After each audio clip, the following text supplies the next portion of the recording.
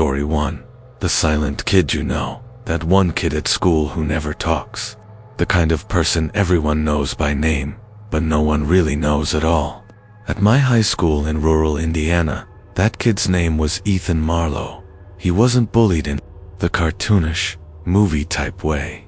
Nobody stuffed him in lockers or stole his lunch money. But people whispered, they stared, and sometimes, that's worse. Ethan had this unsettling presence about him. He never smiled, never joined conversations, and he always carried a thick black sketchbook that no one had ever seen the inside of.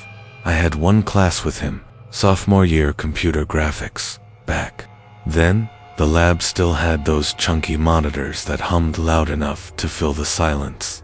Ethan always sat in the far corner, alone, every day.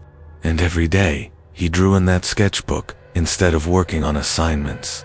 I'd glance over sometimes, trying to catch a glimpse, but the moment my eyes landed on his notebook, he would slam it shut. His eyes gray lifeless would lock on me until I looked away. The thing is, no one dared to say anything. Teachers ignored it. Students avoided him. But then, one October morning, something happened that none of us could ignore. Halfway through class, our principal's voice cracked through the loudspeaker, sharper than usual. Lockdown. This is not a drill. At first, a few kids laughed nervously, but when the teacher's face turned pale, the whole room froze. She killed the lights, motioned us to get down, and we all crowded into the corner. From the hallway came the sound of running, footsteps, then silence. That awful kind of silence where you can hear every breath, every shift of weight, every creak of the building. And that's when I noticed Ethan. He wasn't scared. He wasn't even hiding. He just sat at his desk, hunched over his sketchbook, calmly flipping a page while the rest of us held our breath. His pencil scratched faintly against the paper. Then, just for a split second, he looked up at me and he smiled. The first time I'd ever seen him smile, and that's when the pounding started on the door. The pounding on the classroom door wasn't frantic. It wasn't desperate. It was steady. Bang, bang, bang. Every hit vibrated through the thin metal frame. Some kids whimpered. My teacher pressed her finger to her lips, mouthing, "Don't move." The knob jiggled, slow and deliberate, as if whoever was outside wasn't in a rush. Like they knew we were in there, and they had time. Too much time, then silence. Except, not really silence, because Ethan's pencil kept scratching against the paper. He was still drawing, smiling. My curiosity burned hotter than my fear. I inched closer, just enough to catch a glimpse of his sketchbook. On the page was a crude drawing of our classroom, the exact classroom.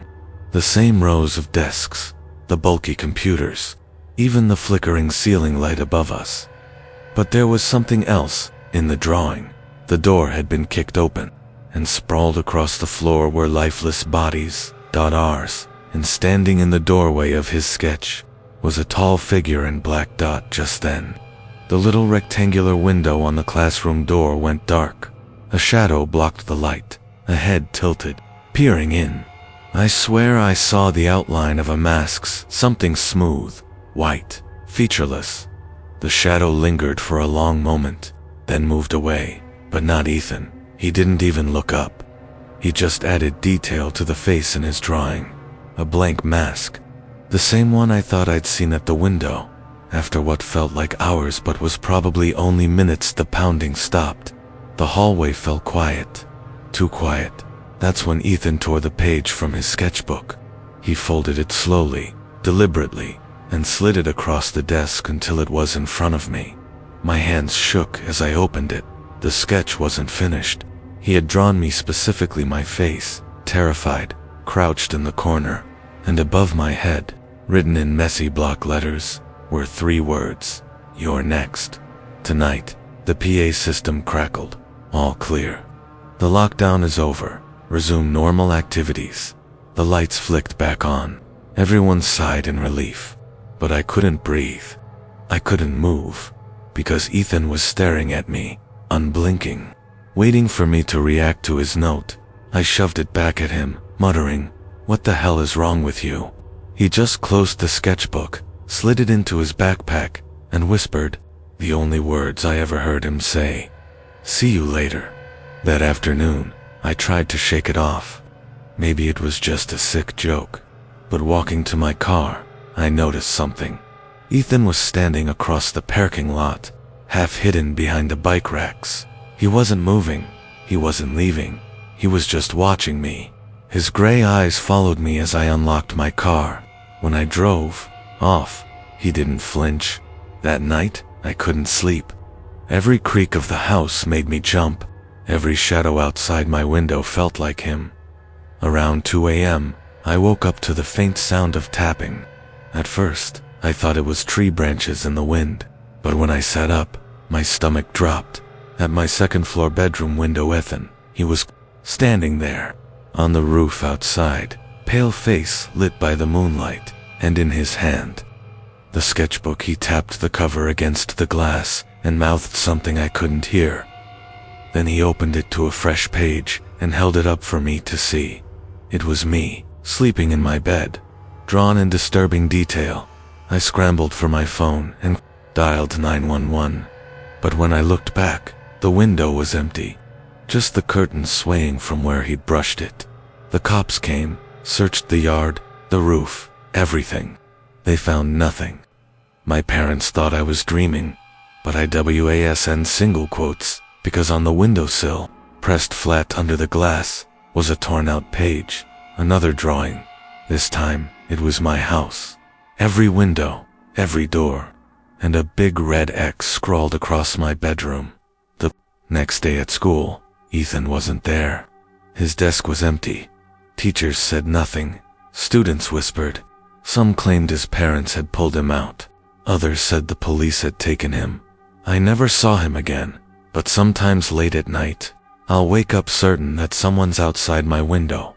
And when I check, I swear, just for a second, I see the faint outline of a boy with gray eyes and a black sketchbook, waiting. Story 2. The Clown Outside It. Was fall of 2016, the height of the so-called killer clown craze. I was in 5th grade at a quiet suburban elementary school in Ohio, the kind of place where scary usually meant a pop quiz, not masked strangers. That day felt normal math worksheets, dull lectures till a girl near the window suddenly screamed, "There's a clown outside." We all rushed to look, and there he was, a man in a filthy red D'Angelo clown suit, standing completely still in the grass just outside our classroom window. His face was painted bone white, black circles smeared around his eyes, and a grotesque grin stretching ear to ear. At first some kids laughed, but when he raised his hand and began waving slowly, deliberately, the room went dead silent. Our teacher, Mrs. Lowell, marched to the window and shouted through the glass, "School's in session, sir. You need to leave right now." The clown didn't move. His painted grin never faltered. His hand kept waving, stiff, mechanical. Mrs. Lowell grabbed the classroom phone and whispered urgently into it. Moments later, she yanked the blinds down and hissed for us to sit. But I swear, just before the blinds snapped shut, I saw him tilt his head sideways, like a dog curious about prey. The intercom crackled. "Staff, initiate lockdown procedures immediately." The tone of our principal's voice was sharp, urgent. Mrs. Lowell shut off the lights and ordered us under our desks. Desks scraped, kids stifled giggles that quickly turned to whimpers. My heart was hammering. And then, faintly, from the hallway, I heard footsteps, not hurried ones. Slow, echoing. Were they teachers, security, or him? I couldn't help it. I peeked between the blinds. The clown was gone. For a moment, I felt relief. But then something caught my eye. In the far corner of the playground, half hidden behind the jungle gym, a pale face peered out, just enough for me to see the black eye circles. He hadn't left. He'd moved closer. When he noticed me watching, he raised one finger to his lips. A silent shush. We sat in darkness for nearly 40 minutes. Every tick of the clock felt like a gunshot in the silence. A girl beside me was crying quietly, her sobs muffled by her sleeve. Finally, the intercom announced, "Lockdown is lifted. Resume normal schedule." But nothing felt normal. Even as lights came back on, the air in the room was heavy, charged with something I can't explain. The clown was gone, they said. Security checked, but no one saw him leave. When dismissal came, kids were buzzing with rumors. Some said he was arrested, others that he vanished into the woods. I walked home with my friend Daniel. As we cut through the sidewalk behind the school, 2 girls ran past us, screaming, "He's back. He's in the trees." We froze. Behind the chain-link fence, in the thin patch of woods, stood the clown again, half hidden by the branches, waving. Not at us, not randomly, but directly at the 2 girls who had just run by. Daniel whispered, "Don't move." But the clown stepped forward, crunching leaves under his oversized shoes. His wave turned into a beckoning motion hand, curling toward himself, like he was inviting the girls back. They didn't notice. They were already gone down the block. That's when his head snapped toward us, and he stopped waving. We bolted, didn't look back, didn't breathe, just ran until Daniel's house was in sight. But halfway there, I heard it, not footsteps, a wet, gurgling laugh echoing faintly behind us. When I finally dared to glance back, the sidewalk was empty. But in the far distance, at the edge of the woods, something bright and red fluttered between the trees. That night, I thought I was safe. My parents locked the doors, told me it was probably just a prankster. I almost believed them until around midnight. A slow, deliberate knock rattled my bedroom window. 2nd floor. When I pulled the curtain, my stomach dropped. The clown's face filled the glass, paint cracked and peeling. Black eyes staring straight at me, and in his hand, pressed against the window, was a folded piece of paper. I couldn't move, couldn't scream. He tapped the paper twice, then let it slip, fluttering down onto the porch roof below. By the time I ran to wake my parents, he was gone, vanished into the night. The police came, searched, found nothing, but I still have that piece of paper. On it, scrawled in thick black marker, was a childlike drawing of 3 stick figures, 2 girls, and me, and above them, written in all caps, were the words, "Come play soon." Story 3. The bathroom lockdown. It was a rainy Thursday afternoon in Indiana. The storm outside made the hallways feel darker than usual. I had a stomachache and asked for a hall pass. My teacher sighed and handed me the little laminated card. The halls were empty, echoing. My sneakers squeaked against the linoleum as I walked toward the bathroom at the far end of the corridor. I was halfway there when the PA system crackled. "Attention. The school is now on lockdown. This is not a drill." I froze. Lockdown. Now, my classroom was too far behind me. The nearest door was locked. I panicked, then darted into the bathroom. It was dim, the flickering fluorescent buzzing above me. The moment I shut the door, the intercom repeated, sharper this time, "Lockdown, lockdown, lights out, stay silent." I turned off the bathroom light and crouched inside a stall, hugging my knees. At first it was quiet, except for the storm outside.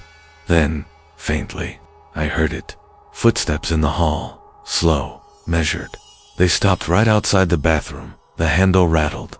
I covered my mouth, praying the door was locked. It was, thank God. But then came the sound that froze my blood. A single knock on the bathroom door. Knock, knock, knock. Knock, not frantic, not random, rhythmic, patient. Minutes dragged by. My heart was pounding so loud, I swore whoever was out there could hear it. Then, through the crack under the door, I saw them.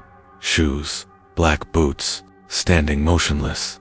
And then a whisper, barely audible, but clear as day. "I know you're in there." I squeezed my eyes shut, but when I opened them, I caught my reflection in the stall's thin metal gap. Something was off.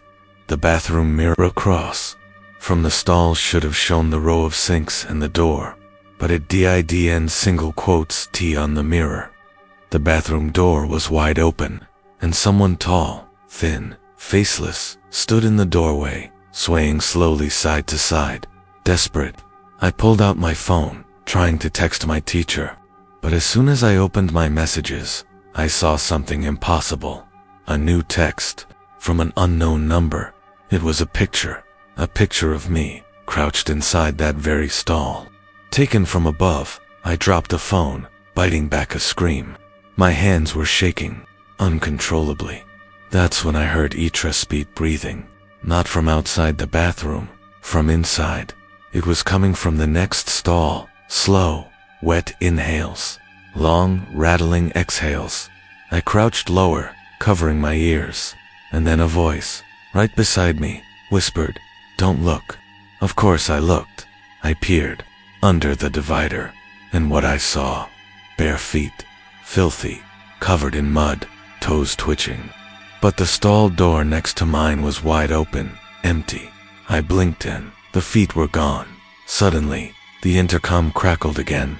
"All clear. Lockdown is over. Resume normal schedule." The voice sounded flat, mechanical, wrong. I bolted out of the stall, slamming the bathroom door open. The hallway lights flickered back to life. Students' voices echoed faintly in the distance. For a second, I almost believed it was over, until I turned back toward the bathroom. On the mirror, written in smeared red letters that hadn't been there before, was a message. "Next time, don't hide." And right below, it drawn in dripping handprints was the outline of my name. Story 4. The last bus. I missed my regular school bus that Friday. My mom was late from work, so the office secretary told me to just ride the late bus. I'd never heard of it before, but apparently it picked up stragglers and dropped them off after the other routes were done. When it pulled up, I knew right away something was off. The bus was older than any I'd ever seen. Its yellow paint was chipped to gray, headlights dim and buzzing. The driver, an old man with sunken eyes, didn't say a word when I climbed aboard. He just nodded slowly, like he'd been expecting me. Only a few kids were inside. I didn't recognize any of them, which was weird. Our school wasn't that big. They sat silently, staring straight ahead, not talking, not moving. The bus hummed as it rumbled away from the school. When I tried to sit near the front, the driver shook his head almost imperceptibly and tapped the seat in the back. I don't know why, but I obeyed at first. It seemed normal. We drove through familiar streets, but then we passed my neighborhood without stopping. I pressed the button to signal the driver. Nothing. He didn't even flinch. I tried again, louder. Finally, one of the silent kids turned their head toward me. Their face was pale, expressionless. Their lips moved, barely forming a whisper. No stops. I looked out the window, trying to figure out where we were, but nothing outside looked familiar anymore. The houses looked wrong, too dark, too old. Some of them boarded up, others with doors swinging wide open into nothing but pitch black. And then I saw it. In every yard, someone stood completely still, watching the bus as it passed. Their faces blurred by the glass, but their heads turned in unison to follow us. I leaned forward, desperate to say something to the driver, but when I caught his reflection in the rearview mirror, I froze. His eyes weren't normal. They were black, not just the pupils, the entire eye. Glossy, bottomless pits, and in the mirror, he wasn't old. He wasn't even human. His mouth stretched impossibly wide into a grin that split his cheeks. I turned to the kid beside me, whispering frantically, "What's happening? Where are we going?" The boy finally looked at me. His voice cracked like dry leaves when he spoke. "Home?" Then, he asked me my name. Just my name. When I told him, the other kids all turned their heads at the exact same time, and in perfect unison, they whispered it back, my name, over and over, louder each time, The bus screeched to a halt. The doors opened with a metallic wheeze. Outside was nothing but darkness, no houses, no street, no sound, just a black void stretching forever. One of the kids stood, shuffled forward, and stepped off into the dark. The moment their foot crossed the threshold, they were gone. Just gone. The door slammed shut. The bus kept moving, deeper into nowhere. I tried to stand, to scream, to demand the driver stop, but my body wouldn't obey. It was like invisible hands were pinning me to the seat. And then, in the glass of the window, words began to scrawl, as if written from the other side. Next. One by one, the kids left. Each stop darker than the last, emptier, hungrier, until finally, I was the only one left. The driver pulled the bus over. The door creaked open. This time, I could hear something out there in the dark. Whispers, hundreds of them, all chanting my name. I don't remember stepping off the bus. I don't remember what happened after dot. All I know is I woke up the next morning in my bed. Clothes still damp from the rain, shoes caked in mud. When my mom asked how I got home, I couldn't answer. She said she never picked me up. No one saw me leave school. But every night since then, I hear it outside my window, the low, grumbling hiss of an engine. And when I look out, parked across the street under the broken streetlight, I see it. That same old bus, doors open, waiting. Story 5. The Red Room. It started as a stupid dare. My friends and I were hanging out in the library after school, when someone brought up the old rumor that hidden deep inside our school's computer system was a website called The Red Room. Not a normal website. Not something you could Google. Supposedly, if you found it, it would find you back. I laughed it off, until they dared me to try. That night, I opened my laptop. The glow of the screen was the only light in my room. I dug through forums, sketchy links, half-broken sites. Most were dead ends. But then, at exactly 3:03 a.m., a pop-up appeared. Black screen, red text. It said, "You've been invited." The site loaded into a live stream. The camera faced a dimly lit room. Everything inside was painted red. The walls, the floor, even the single chair in the center. The chair was empty, but I swear I could hear faint breathing through my speakers. And then, words typed across the screen in real time. "Welcome, my name." More text appeared, one line at a time. "Do not leave. Do not close the window. Do not look away from the screen." My stomach dropped. I hadn't typed anything. I hadn't even given them my name. The chair in the Red Room wasn't empty anymore. A figure sat there now, thin, motionless, its head tilted too far to one side, like its neck was broken. It didn't move, but I knew it was staring straight at me. Then, I heard it. A knock. Not from the computer. From downstairs. 3 slow knocks. Knock, knock, knock. Knock. The figure in the chair lifted its head, suddenly alert. The stream glitched, and the text appeared again. "Don't answer it." My phone buzzed. Unknown number. Against every instinct, I picked it up. All I heard was heavy breathing. And then, in a distorted voice, "You let it in." The line went dead. When I looked back at my laptop, the chair in the Red Room was empty again. I slammed the laptop shut, but the screen didn't turn off. The livestream kept going, faintly glowing through the cracks. I turned toward my mirror and froze. Behind me, reflected in the glass, was the Red Room, the same chair. And now, the figure was standing right behind me. I ran out of my room, down the hall, into the street. The night air was freezing, but I didn't stop until I was blocks away. When I finally looked back, every window of my house glowed red, like the whole place was drenched in blood. I never went back home. My parents think I ran away, but here's the thing: no matter where I go, no matter what device I use, the site always finds me again. Sometimes it takes days, sometimes hours, but eventually, the screen flickers, the Red Room appears, and the chair is always empty, waiting.